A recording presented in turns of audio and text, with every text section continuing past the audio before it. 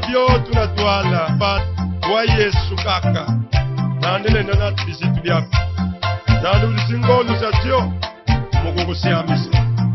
Haleluya.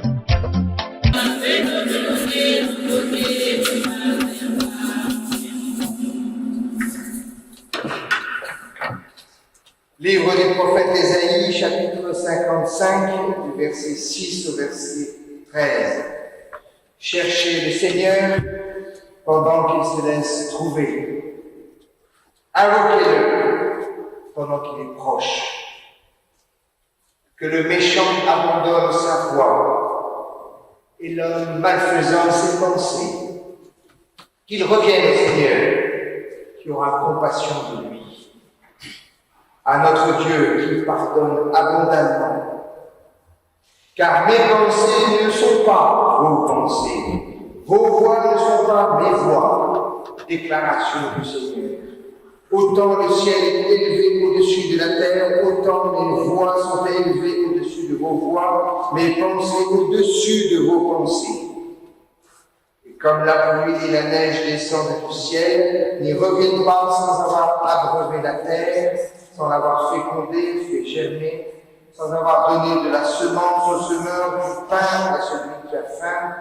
Ainsi en est-il de ma parole qui sort de ma bouche. Elle ne revient pas à moi sans effet, sans avoir fait ce que je désire, sans avoir réalisé ce pourquoi je l'ai envoyé. Ô Seigneur, ta parole, c'est la vérité. Rends-nous saints par ta vérité.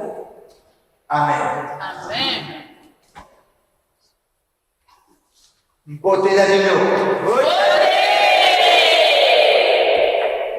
Ainsi donc, vous avez décidé de confier l'annonce de la parole à un homme délai. Oui, c'est ça. C'est à la fois une sacrée audace de votre part,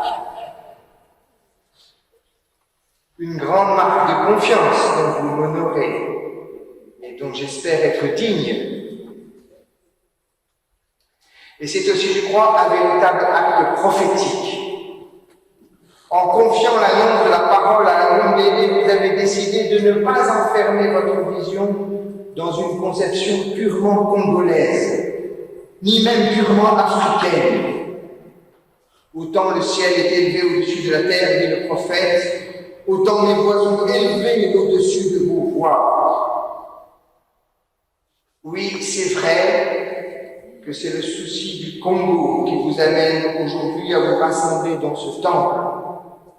Mais c'est pour y demander le secours de la parole qui sort de sa bouche. Et donc, pour voir le Congo à partir de la parole de Dieu et non à partir des voies humaines. Des voies humaines qui sont toujours trop étroites, toujours trop partielles, toujours trop partiales, toujours limitées. Seule la parole de Dieu est capable d'unifier ce qui est éparpillé. Seule la parole de Dieu est capable de rassembler les contraires, de réconcilier ceux qui sont opposés, de guérir ceux qui sont déchirés, d'apaiser ceux qui sont blessés. Vous avez fait le choix de ne pas vous enfermer dans une confession. Et ici sont présentes toutes les familles spirituelles du Congo. Le frère catholique nous venons d'entendre, l'armée du salut, les kimbanguistes, les évangéliques, les églises de réveil, les Nkunza. Gloire à Dieu. Nous savons déjà, parce que nous sommes ensemble, nous savons déjà que nous sommes sur le bon chemin. Être prophétique, c'est voir plus large que sa famille, plus grand que son clan, avec les pensées de Dieu pour chercher les voies de Dieu, qui sont forcément œcuméniques, qui sont forcément universelles, qui sont forcément au-delà de ce que nous pouvons dire ou penser sur lui. N'est-il pas Tatanzambambungu? Cela fait monter en moi le chant que me chantait ma grand-mère. Peut-être pouvez-vous le chanter avec moi. Peut-être qu'il existe dans le Kintuadi. Dieu Tout-Puissant, quand mon cœur considère tout l'univers créé par ton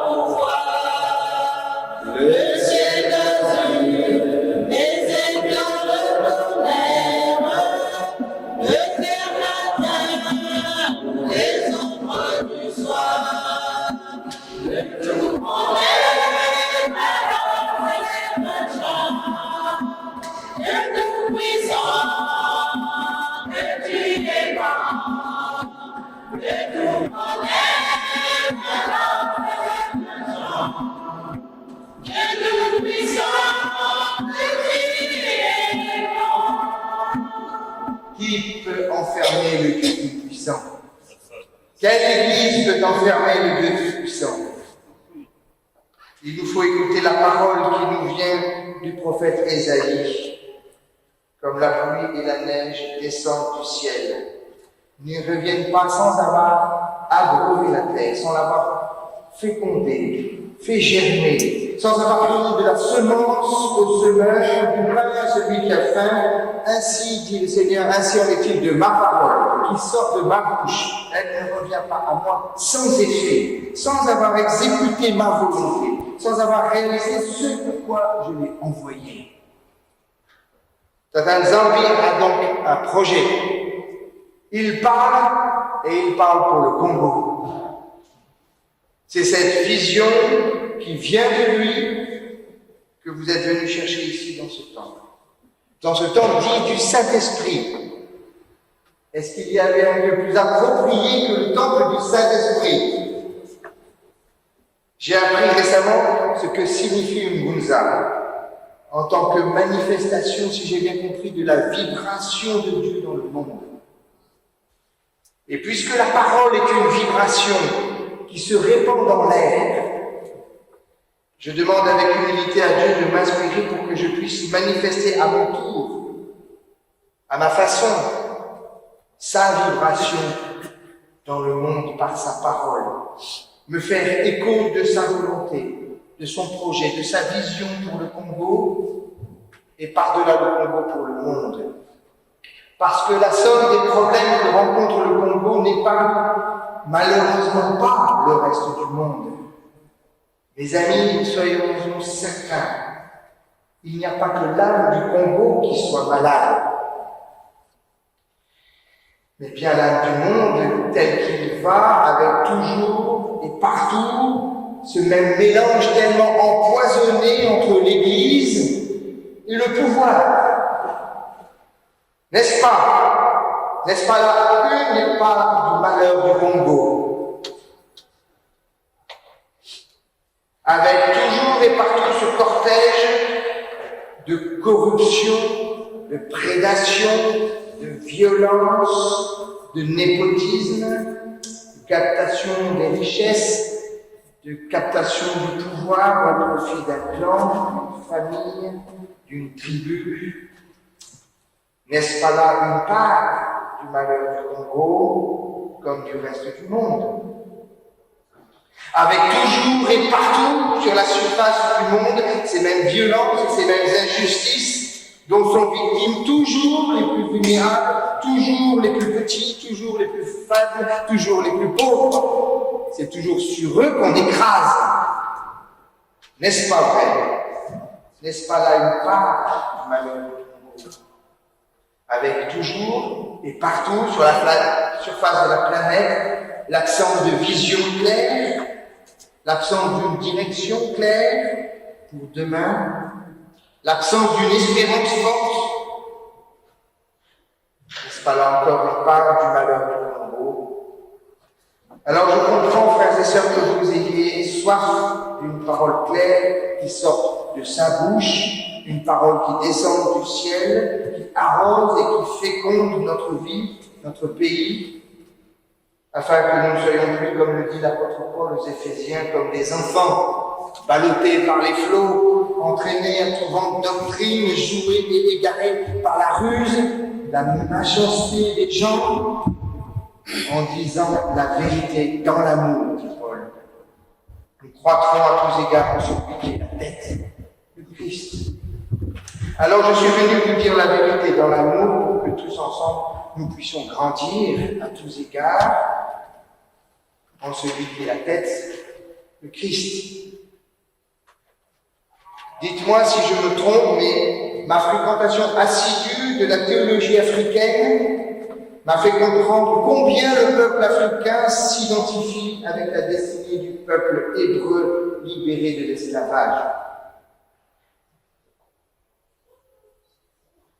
Tellement souvent j'ai entendu mes amis africains se reconnaître dans cette libération.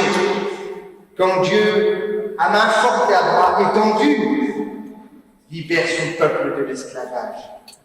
Maintenant, les cris des Israélites sont montés jusqu'à moi, dit l'Éternel. J'ai vu l'oppression que les Égyptiens leur font subir, et maintenant, va, dit-il à Moïse, je t'envoie auprès de Pharaon, fais sortir d'Égypte Israël, mon peuple.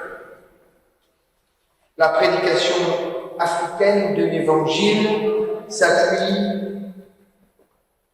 sur cette conviction que Dieu est le libérateur de son peuple.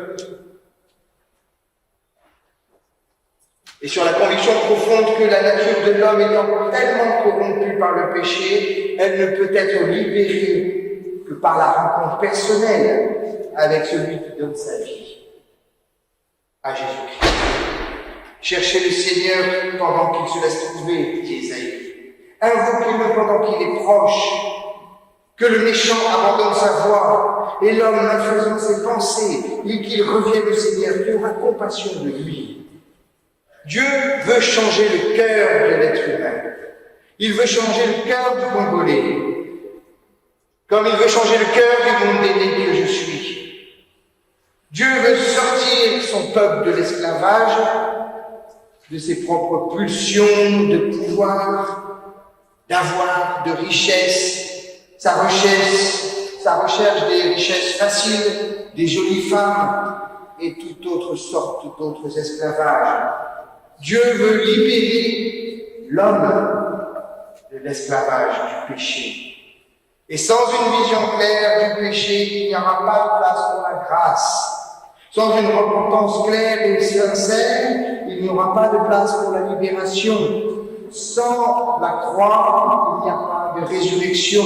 Sans la mort du vieil homme, il n'y a pas de nouvelle naissance, pas de nouvel Adam, pas de salut possible. Il faut, pour que le Seigneur puisse libérer, faire monter vers lui le cri de vos souffrances. Mais cette compréhension de la volonté de Dieu ne suffit pas. Nous devons refuser de désincarner l'Évangile en le limitant à seulement une dimension spirituelle, strictement personnelle entre Dieu et moi. L'Évangile est aussi une force qui transforme le monde, qui s'attaque aux structures socio-économiques aliénantes. Nous refusons de séparer la foi chrétienne de l'engagement socio-politique. L'Église doit servir de conscience pour dévoiler les enjeux mortifères des situations politiques d'injustice et d'oppression. L'Église doit servir de conscience. Voilà ce que dit le prophète Ésaïe au chapitre 58 au verset 6. Le jeûne que je préconise n'est-il pas celui-ci?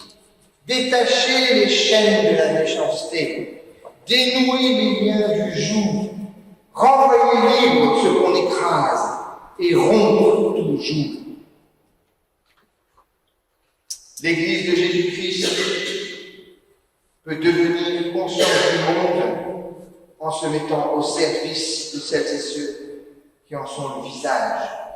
En vérité, je vous le dis, dans la mesure où vous aurez fait cela à l'un des plus petits de mes frères, c'est à moi que vous l'avez fait, dit le Seigneur. Mais il faut aller encore plus loin. L'Église ne peut pas se contenter de jouer le rôle de thermomètre, qui ne fait que mesurer l'opinion comme le thermomètre mesure la fièvre. L'Église doit choisir de devenir un thermostat, c'est-à-dire un facteur de changement. Quand on a la fièvre, le thermostat coupe le chauffage pour faire tomber la température. L'Église ne doit pas se contenter d'être thermomètre, elle doit devenir thermostat, c'est-à-dire qu'elle doit être facteur de conversion. À quoi cela sert de recevoir l'Évangile si nous ne changeons pas le monde? Si nous laissons le monde entre les mains du péché, du malin et de la mort, le monde doit changer. Changer le cœur de l'homme, changer la structure pécheresse du monde. Mais attention, chers amis, les chrétiens doivent garder à l'esprit qu'il n'y a pas de continuité entre les luttes sociales, les engagements politiques, les combats des hommes et l'instauration du royaume de Dieu. Car mes pensées ne sont pas vos pensées, dit Dieu. Mes voix ne sont pas vos voix, parole du Seigneur. Autant le ciel est élevé au-dessus de la terre, autant mes voix sont élevées au-dessus de vos voix et mes pensées au-dessus de vos pensées. Personne, pas un homme politique, pas un homme d'église, ne peut prétendre capturer la volonté de Dieu pour la soumettre à ses propres ambitions, à ses propres projets politiques, à ses propres plans de carrière. En vérité, il nous faut revenir au fondement de notre foi chrétienne et recentrer nos engagements politiques comme nos engagements spirituels sur la personne du Christ. C'est le Christ qui est annoncé dans Ésaïe 55. Ainsi en est-il de ma parole qui sort de ma bouche. Elle ne revient pas à moi sans effet, sans avoir exécuté ma volonté, sans avoir réalisé pourquoi je l'ai envoyé. L'envoyé, c'est le Christ. C'est lui, la parole faite chair, que Dieu a envoyé au monde pour changer le corps de l'homme et pour changer la structure du monde. La parole faite chair qui a planté sa tente parmi nous, c'est le Christ. Lui seul pourra faire taire les puissances au monde. Et que nous dit Jésus le Christ, la parole faite chair? Il nous dit, et c'est peut-être le seul message important qu'il faut garder, il nous dit que Dieu est amour. Dieu est amour. Bien-aimés, dit la première lettre de Jean, chapitre 4, bien-aimés, aimons-nous les uns les autres, car l'amour est de Dieu, et quiconque aime est né de Dieu et connaît Dieu. Celui qui n'aime pas n'a jamais connu Dieu, car Dieu est amour. C'est en ceci que l'amour de Dieu s'est manifesté parmi nous, dit-il. Dieu a envoyé son Fils unique dans le monde pour que nous vivions par lui, que notre vie passe par lui.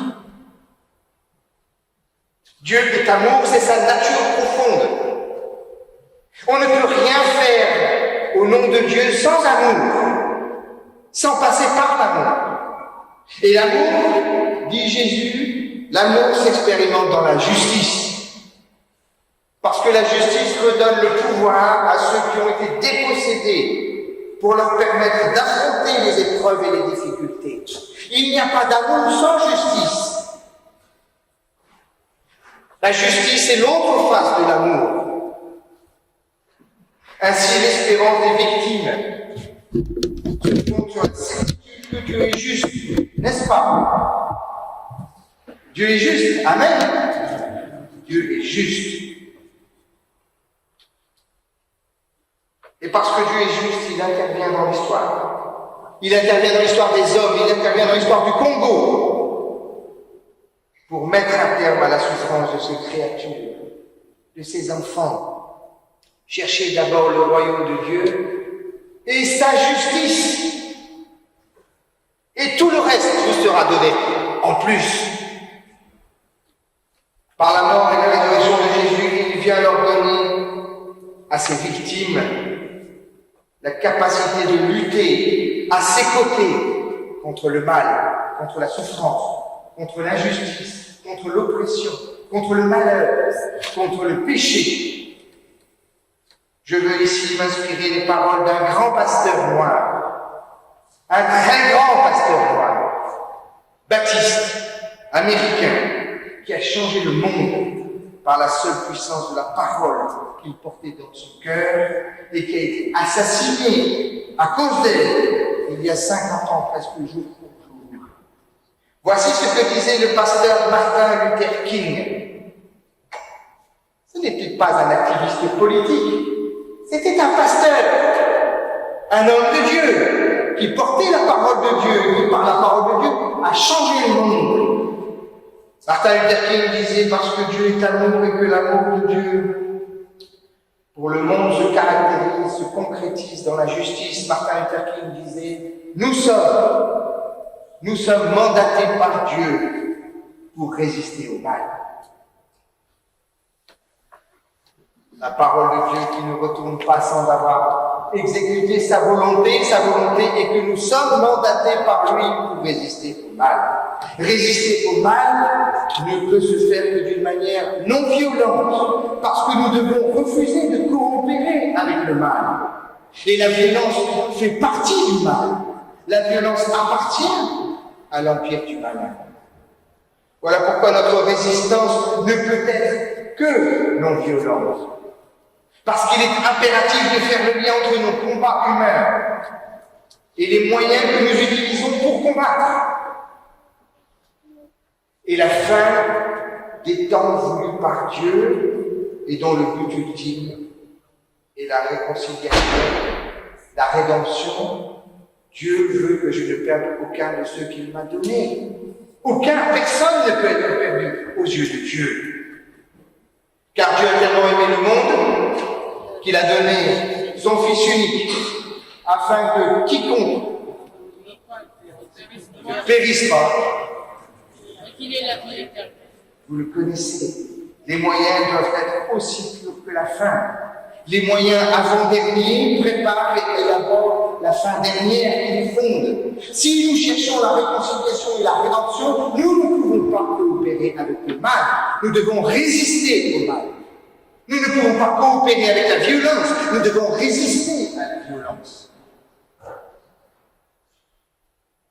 C'est, je crois, ce que veut dire le prophète Ésaïe quand il utilise l'image de la pluie qui fait boire la terre, qui féconde la terre, qui la fait germer, pour donner de la semence au semeur, du pain à celui qui a faim. Les moyens de Dieu ne sont pas les moyens du monde. Nous devons en prendre conscience au moment de faire le choix politique, au moment de mener nos combats pour la justice, au moment de diriger le pays. Et le pasteur Martin Luther King a beaucoup œuvré pour élaborer une manière de combattre la justice avec les moyens qui ne collaborent pas avec le mal. Permettez-moi ici d'en faire des propos aujourd'hui, en espérant que cela va arroser votre terre congolaise, va la féconder, va faire germer en vous la puissance de l'amour de Dieu qui change le monde, pour que vous puissiez récolter les fruits de vos combats et de vos espérances. D'abord, mes amis, il faut cesser de fuir devant le mal. Il faut réapprendre l'estime de soi, se débarrasser de ses peurs pour entrer en résistance. Ce n'est donc pas une méthode pour les lâches, pour ceux qui ont peur, pour ceux qui voudraient se cacher, bien tranquilles à la maison. Cette résistance implique un énorme effort, un énorme travail sur soi, et une volonté tenace d'accepter la souffrance sans exercer de riposte. Martin Luther King écrit « Je ne peux pas vous promettre que vous ne serez pas battus, ni qu'on ne posera pas de bombes sur vos maisons, ni que vous en serez pas un peu démoralisés. Mais nous devons tenir debout pour ce qui est juste. Si vous n'avez pas trouvé quelque chose pour lequel vous êtes prêt à mourir, dit-il, vous n'avez pas encore trouvé une bonne raison de vivre. Si vous n'avez pas trouvé quelque chose pour lequel vous êtes prêt à mourir, vous n'avez pas encore trouvé une bonne raison de vivre. La fin recherchée, voyez-vous, ce n'est pas la victoire. Ce n'est pas la victoire pour nous et la défaite pour nos adversaires. Encore moins l'humiliation de nos adversaires. La fin que nous recherchons, nous chrétiens, c'est la rédemption, c'est la réconciliation, c'est le salut. Ce n'est pas la défaite de nos adversaires. Il faut donc changer le cœur de nos adversaires et non pas les détruire. Il faut changer leur cœur pour qu'ils deviennent nos frères. Alors nous dévoilons quelque chose du royaume de Dieu qui vient. Et je cite encore Martin Luther King qui dit « On doit affirmer très clairement que la résistance et la non-violence ne sont pas bonnes en soi, il faut ajouter un autre élément à notre lutte et qui lui donne sens, c'est la réconciliation. Notre but final doit être la création de la communauté bien-aimée. Vienne le jour où le Congo créera la communauté des bien-aimés avec tous les enfants congolais, sans en exclure un seul.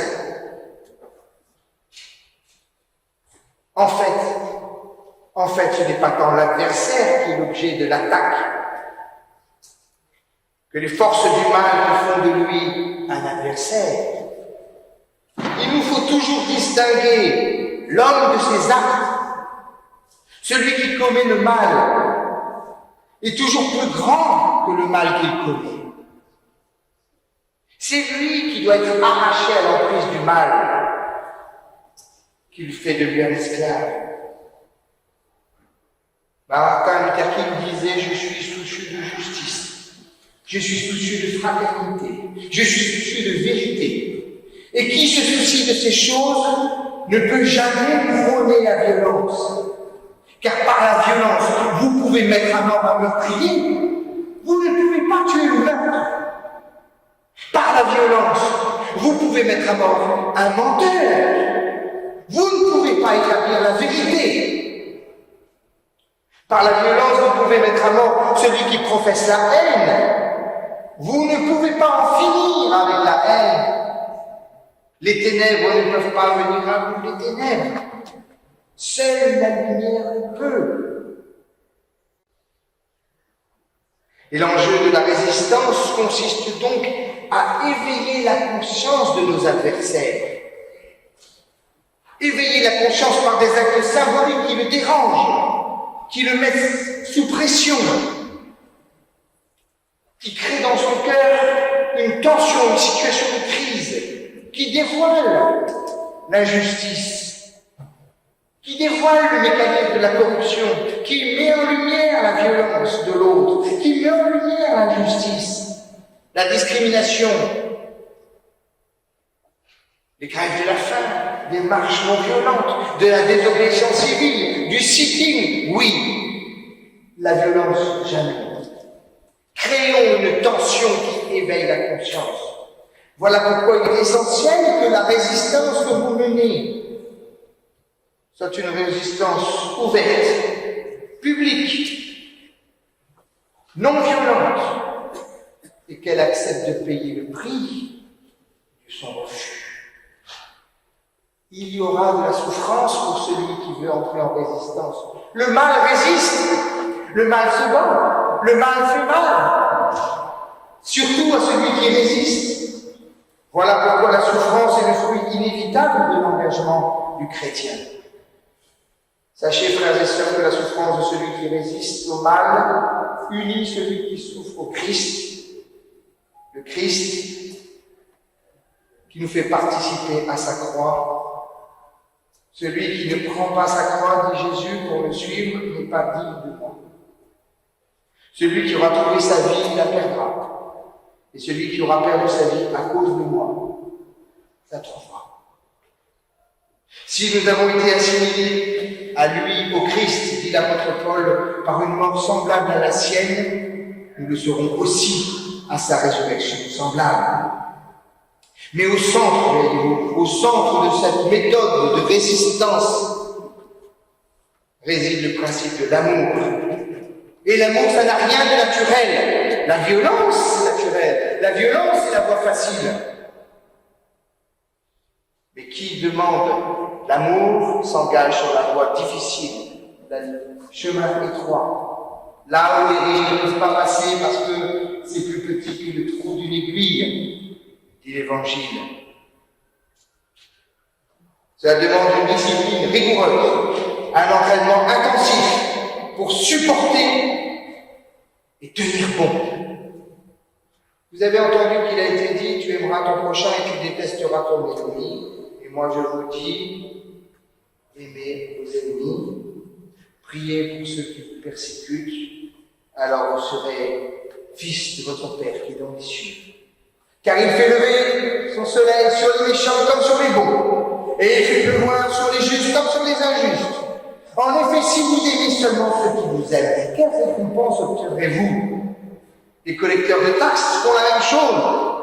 Et si vous ne saluez que vos frères, que faites-vous d'extraordinaire? Les païens eux-mêmes n'en sont-ils pas autant?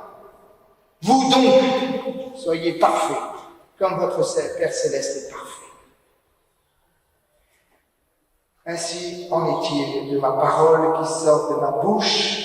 Elle ne retourne pas à moi sans effet, sans avoir exécuté ma volonté.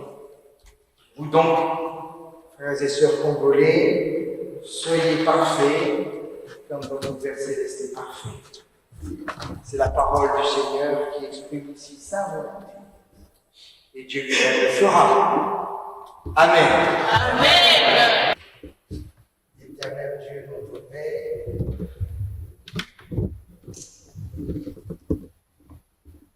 Jésus-Christ, le Fils de Dieu, Saint-Esprit,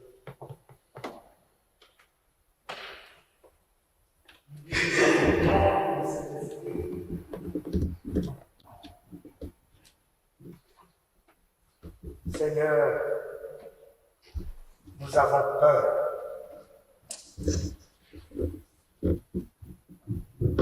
Peur de mourir pour le Congo.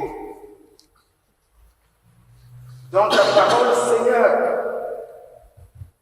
un homme, un grand pasteur comme on a su le dire, a dit, si vous n'avez pas trouvé de raison de mourir, c'est que vous ne pouvez pas vivre.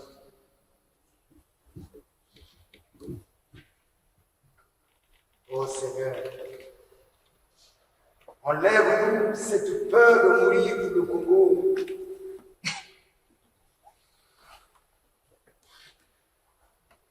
Et permets que, Seigneur Dieu, que toutes les prières qui t'adressent, qui te sont adressées ici, Seigneur, arrivent jusqu'à toi, sans pourtant que tu regardes nos péchés.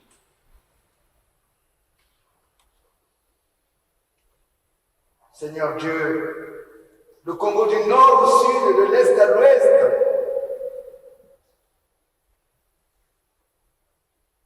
n'a qu'un seul rempart, c'est toi Dieu.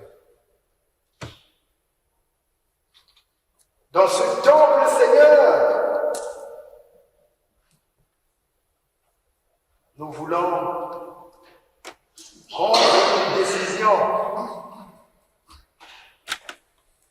et te remettre le Congo entre tes mains. Nous sommes détournés de tes voies. Nous avons foulé à pied ta parole. Nous n'avons pas écouté les prophètes qui ont parlé en ton nom. Seigneur, le Congo est devenu tribal. Le Congo est devenu népotiste.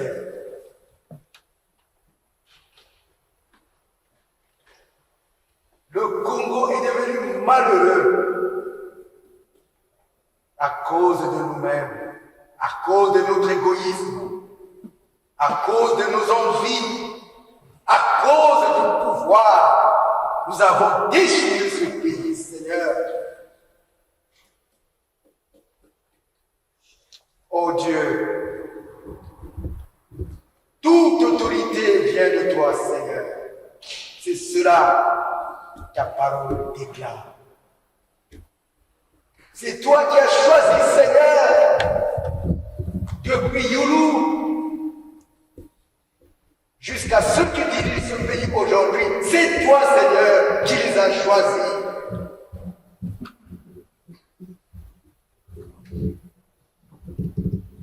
Mais Seigneur, pardonne ceux qui nous gouvernent, parce qu'ils se sont détournés de tes voies.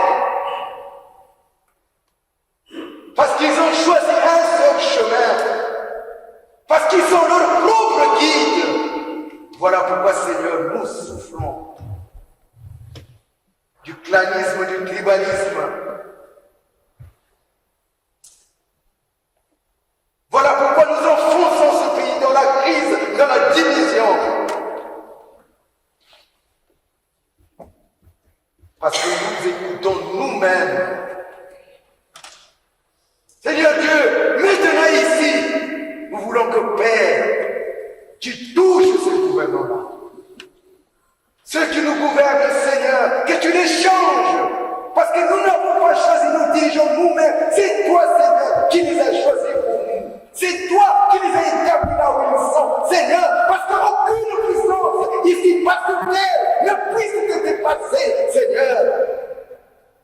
Alors pourquoi laissons-nous une place au diable?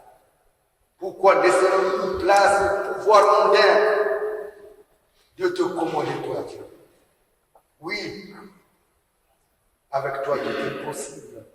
Nous voulons un Congo réconcilié du nord au sud. Nous voulons un Congo uni. Nous voulons un Congo dans l'amour. Nous voulons un Congo dans le pardon. Nous voulons un Congo dans le Dieu. Seigneur Dieu.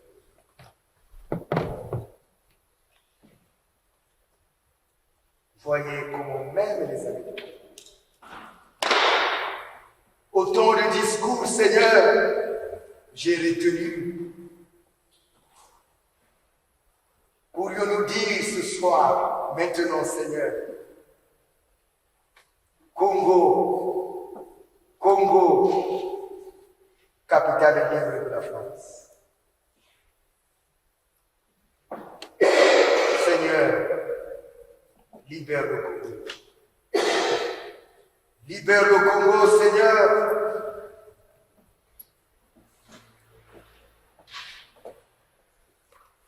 Les ceux qui l'ont retenu dans le mal, qui le retiennent jusqu'à maintenant. Seigneur, éclaire le monde. De là-haut, Seigneur, à la droite, où est assis ton Fils, écoute, Seigneur, toutes ces clés qui te sont adressées pour le Congo. Ainsi, nous avons cette foi et cette conviction que, Seigneur, nous sommes sur le chemin de nous trouver l'unité. Nous sommes sur le chemin de nous réconcilier. Nous sommes sur le chemin d'être pardonnés tous. Parce que tout Congolais, Seigneur, a failli. Nous avions tous failli parce que nous sommes restés dans l'égoïsme, nous sommes restés dans le tribalisme, nous sommes restés, Seigneur, dans la division, dans le mensonge. Oui, le Congo tout entier a failli. C'est sur ta voie, Seigneur, que nous avons déposé ce grand fardeau. Béni soit ton nom. Jésus-Christ, ton Fils, et maintenant qui règne avec les anges et tous les saints, pour les siècles. Amen. Amen.